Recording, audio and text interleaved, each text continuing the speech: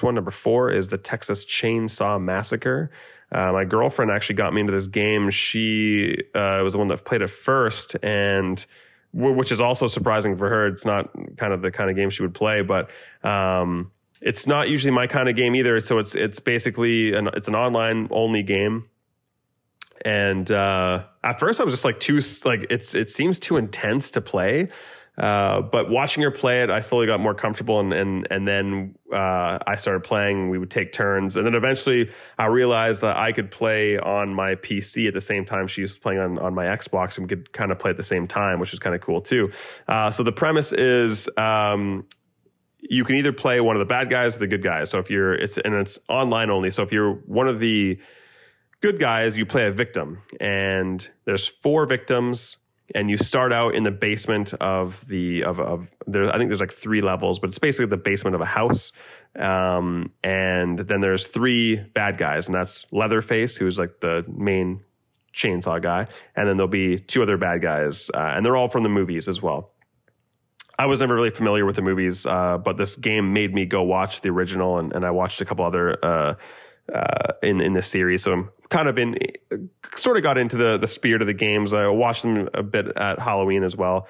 But so you're a survivor. You start out in the basement, and you have to cut yourself loose and escape the basement. And then you get kind of in the house, and then you need to escape the house, and then you're outside of the house, and you need to eventually reach like the gate or whatever and flee the house. At the same time, there's 3 bad guys trying to find you, and they do a very good job at keeping things like it's very clever in how they do things, like how you have to like pick locks, and it takes time. It feels like the classic moment in a horror movie where you're like fiddling with the keys or whatever to get it in as someone's trying to chase you. Like they capture that feeling so well, because you can always basically hold the X button down to continually pick the lock, or you can tap it, and if you kind of like tap, if you keep clicking it over and over again,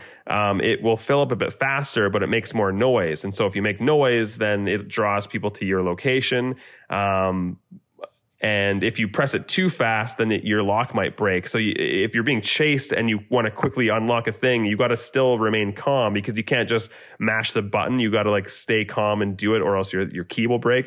So I love that kind of stuff. And it's super intense. The more you play, you kind of unlock some abilities, so you can kind of, sense where danger is, or pick locks faster, or do things. And you can work together by like it, but we've always played without a headset. We kind of just play by our, like play without helping people or talking to people. But you can you got to jumpstart cars to or use a car to power a generator to like unlock a door. And so someone else in your team could be doing that at the same time you're standing by the door that's going to open, and you kind of help each other out.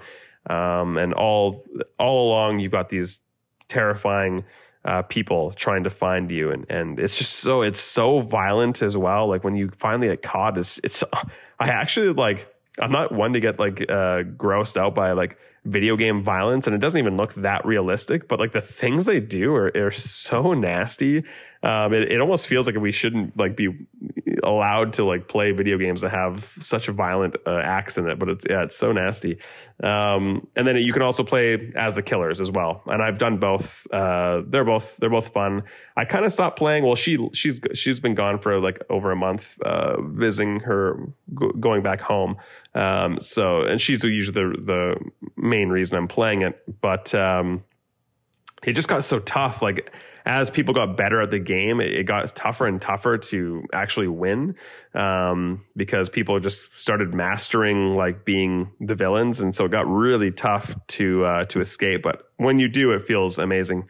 But overall, just for the sheer fact of how much time we both put into it and how much enjoyment we got out of it, I thought it would have to be high up on the list. Coming in number 3 is...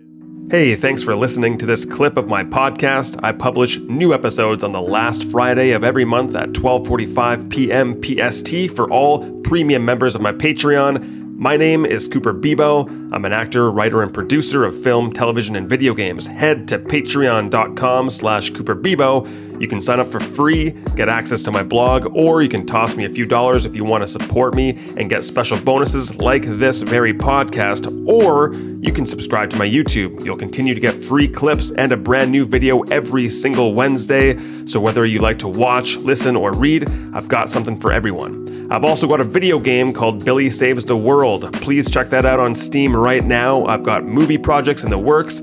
I update all of that stuff in Discord all of the time. Again, the basic channels are free to join. Just head to patreon.com/CooperBebo to get access. Thanks again, and I'll see you in the next clip.